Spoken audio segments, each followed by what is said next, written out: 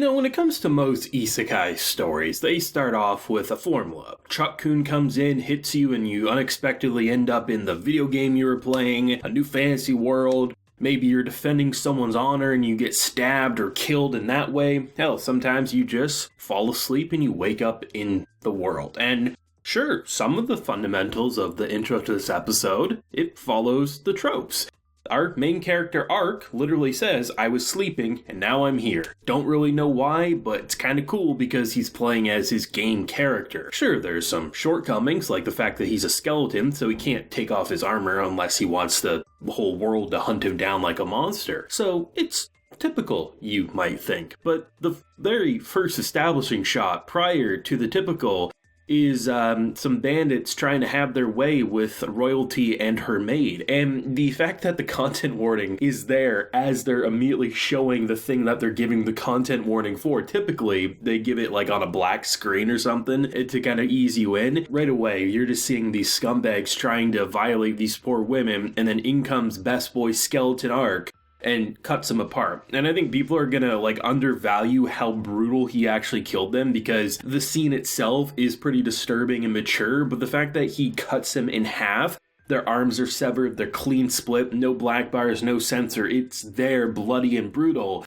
and then you just kind of casually go into a pretty fun episode afterwards. The thing that makes that such an interesting concept is that typically, when you have a show like this, it's either very simple, funny, in that kind of lighthearted vein, or it's dark, mature, edgy in some cases. But I honestly feel like Skeleton Knight somehow hit the middle ground, because it starts off in a brutal, mature, and disgusting way, and these scumbags immediately get what they deserve. He recognizes that they're horrible people, and he doesn't go perverted after. He doesn't get embarrassed because, their thighs are showing. Immediately, you understand that the mature subject matter that is a part of a medieval fantasy world with kind of a lawless nature, it's going to be there. But if it's not in the forefront or in the perspective of our main character Ark, it's going to be him having some goofy dialogue and having some fun adventures. And that type of balance doesn't happen too often. And I think when it does, you do feel like they're censoring, whether it's the bandits who got cut in half, there's black bars, or you don't actually see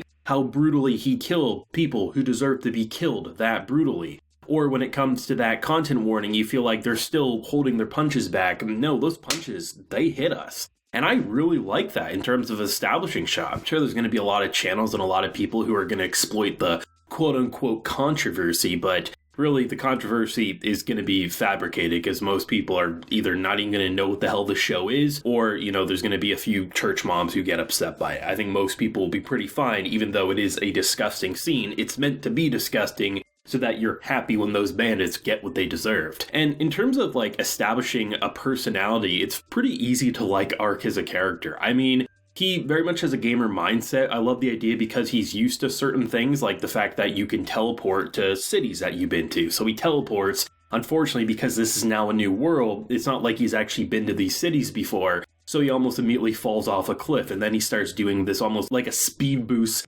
kind of movement thing where you can kind of jump to certain distances without actually being a full-on teleport, which was cool. And then just to see how he's navigating, because he recognizes and he's not oblivious to the fact that, oh shit, when I made this, did I pick a skeleton avatar? Because no one's gonna think that the video game they're playing someday is going to become their reality. I mean, look at From Software games, right? Dark Souls, Bloodborne, Sekiro, and then you also have latest Elden Ring. So many people make the most disgusting or meme-worthy characters with the character creation.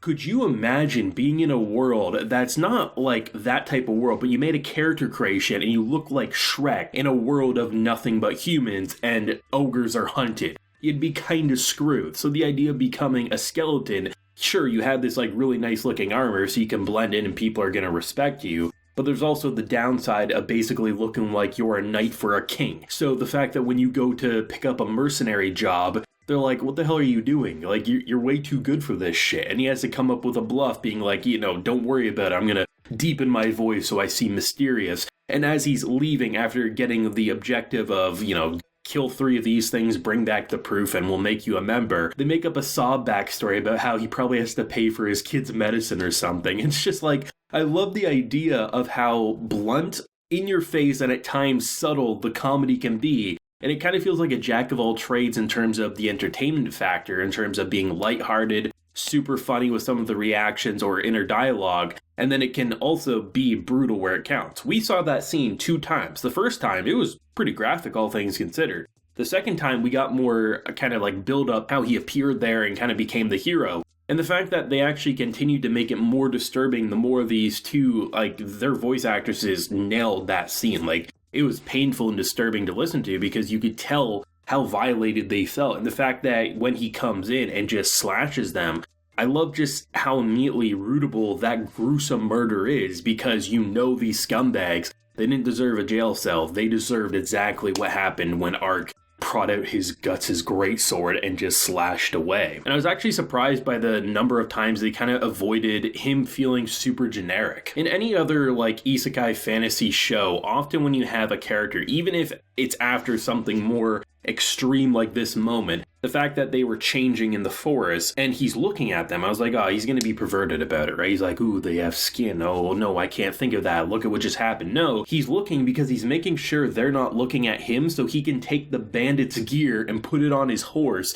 because he's a broke-ass bitch and he needs to sell shit for money. This show avoids cliches that are harmful to an isekai story, but uses the ones that can be fine for an isekai story in a pretty entertaining way. And I like that it can be both brutal and lighthearted, depending on the circumstance. And I mean, there's some subtle remarks that I thought were very well done. The fact that he is viewing it more as a medieval world at first, and then he sees an elf and he gets very happy on the fact that it's actually more fantasy, because the nerd in him wants it to be more fantasy than medieval, and understandably so. Do you want to be stuck in a setting where showers aren't commonplace, or do you want to be stuck in a setting where magic and dragons and shit is around? At least that one's a little more entertaining, even if it is more violent. But it's just nice to see like the numerous things, and the fact that when he actually got to eat his food, I was expecting, because he's a skeleton, that he wouldn't be able to taste. I guess he has a tongue, which thankfully for him is the case, because could you imagine not only being stuck as a skeleton who has to hide your identity even from the people you save, but you couldn't taste or drink food? Like, holy shit, like, this show is awesome. I'm really excited for it. I've been excited for it ever since I kind of read the synopsis and saw the poster image. I was like, damn, Ain's got a new job. It looks like he's going to become a hero. And just to see how they delivered, you know, something that had both maturity and silliness and kind of everything we kind of come to know and expect from this genre, and do something slightly different with it while just having an identity that screamed Ark, our main character, absolutely loved it. And it was cool to see that Palikit, who is a great YouTuber, does covers, original stuff. I think he even toured with Dragon Force at one point when they needed a singer to replace. The fact that he did the opening is pretty damn awesome, I have to say. I was not expecting that. I immediately recognized the voice, rushed to Twitter to make sure I wasn't mishearing, and to see him talk about how, like, yeah, he actually did it, and just, it's insane to see how anime is breaking through in ways you just never expected, but how perfectly it fits in. But thoughts if you have any on this episode. What are you thinking? To be checking out episode 2 next week. Leave a like if you enjoyed, and hey, subscribe if you're new around here. So next time, everyone, please take care and have a good one.